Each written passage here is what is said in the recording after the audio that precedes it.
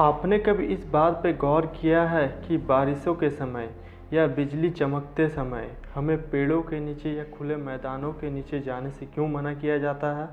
जाहिर सी बात है, क्योंकि बारिश के टाइम यहाँ पेड़ों के नीचे और खुले मैदानों के नीचे बिजली गिरने की संभावना सबसे ज़्यादा वहीं पर होती है। पर क्यों ऐसा क्यों होता है? अगर आपको ये बात जाननी है तो आप ये वीडियो को अंतिम तक देखें। यहाँ से अच्छी खासी आप नॉलेज लेकर ही जाएंगे। तो ये जानने के लिए हमें सबसे पहले स्टैटिक इलेक्ट्रिसिटी के बारे में जानना होगा।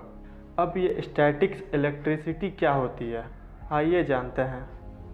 स्टैटिक इलेक्ट्रिसिटी दो चीज़ों के बीच फ्रिक्शन यानी दो वस्तु के बीच घर्षण यानी रगड़ने से उत्पन्न होती है।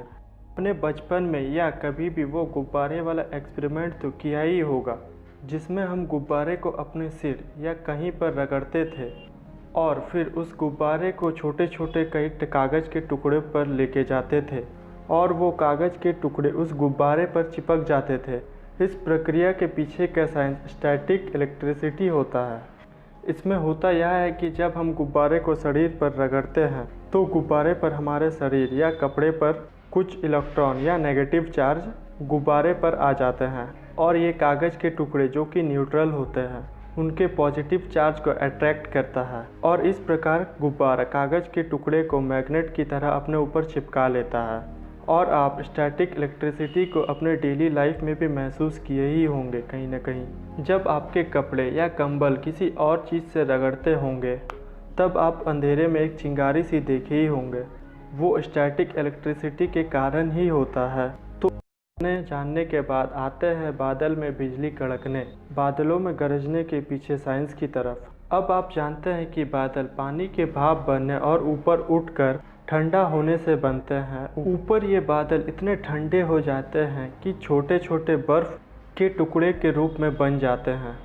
ये बर्फ़ के टुकड़े आपस में लगातार टकराते ही रहते हैं और इसी टकराव के कारण एक नेगेटिव चार्ज उत्पन्न होता है बादलों में नीचे की तरफ और पॉजिटिव चार्ज हल्के होने के कारण बादलों में ऊपर की तरफ आ जाते हैं।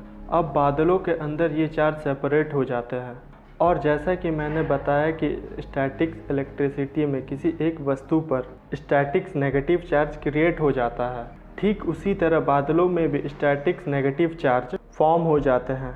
हालांकि बादलों के अंदर चार्ज के सेपरेट होने की प्रक्रिया अभी रिसर्च चल रही है, क्योंकि यही सबसे महत्वपूर्ण प्रक्रिया है बिजली यानी लाइटनिंग के फॉर्म होने में। अब यहाँ मैं आपको बता दूं कि बिजली की चमकने यानी लाइटनिंग 3 प्रकार के होते हैं, जिसमें से पहला होता है इंट्रा क्लाउड लाइटनिंग, जिसका मतलब होता है कि बादल के ही बीच में बिजली का चमकना। इसमें एक बादल के बीच में ऊपर का पॉजिटिव चार्ज और नीचे के भारी नेगेटिव चार्ज जब पास आते हैं तो एक लाइटनिंग क्रिएट होती है यानी बिजली चमकती है, लेकिन इस प्रक्रिया में आवाज़ नहीं होती है। दूसरा है क्लाउड टू क्लाउड लाइटनिंग यानी दो बादलों के बीच में बिजली का चमकना। इसमें एक बादल के नेगेटिव चार्ज जब दूसरे बादल के पॉजिटिव चार्ज के पास आते हैं तो एक लाइटनिंग क्रिएट होती है यानी बिजली चमकती है और ये ज़मीन पर खड़े ऑब्जर्वर को दिख भी सकती है और नहीं भी दिख सकती है। तीसरा है क्लाउड टू ग्राउंड लाइटनिंग, जिसका मतलब है बादल और ज़मीन के बीच में लाइटनिंग का क्रिएट होना। इसे हम साधारण भाषा में बिजली का गिरना भी कहते हैं। इसमें होता है कि बादलों का निचला हिस्सा जो कि नेगेटिव चार्ज से भरा हुआ होता है ज़मीन पर किसी पॉजिटिव चार्ज पर अट्रैक्ट होकर लाइटनिंग बोल्ट बनाता है। ज़मीन पर अधिकतर आइसोलेटेड पेड़ या खुले मैदान पर होता है। इसी कारण से हमें बारिश के समय किसी खुले मैदान या किसी पेड़ के नीचे से जाने के लिए मना किया जाता है। ज़मीन पर गिरने वाली यह बिजली लगभग 27,000 डिग्री सेल्सियस तक होती है।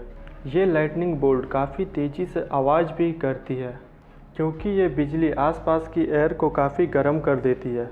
होता यह है कि बिजली पॉइंट ए से पॉइंट बी तक जाने के लिए 1 सेकंड से भी कम समय का टाइम लेती है, जिससे आसपास के एयर को एक्सपेंड होने में भी समय लग जाता है। लेकिन ये आसपास की एयर को काफ़ी गर्म भी कर देता है, इसलिए पहले तो ये हीटेड एयर कंप्रेस हो जाती है और बाद में एटमॉस्फेरिक प्रेशर से 100 गुना ज़्यादा दबाव से एक्सप्लोड यानी धमाके के साथ बाहर की ओर सभी दिशाओं में फैल जाती है। जिससे हमें बहुत ही भयंकर धमाके की आवाज़ सुनाई देती है और इसी को हम बादल का गरजना भी कहते हैं। तो अब आप बिजली चमकने और बादल गरजने, बिजली गिरने के पीछे के साइंस को तो समझ ही गए होंगे। उम्मीद है आपको ये वीडियो ज़रूर पसंद आया होगा और अगर पसंद आया तो लाइक और शेयर ज़रूर करें।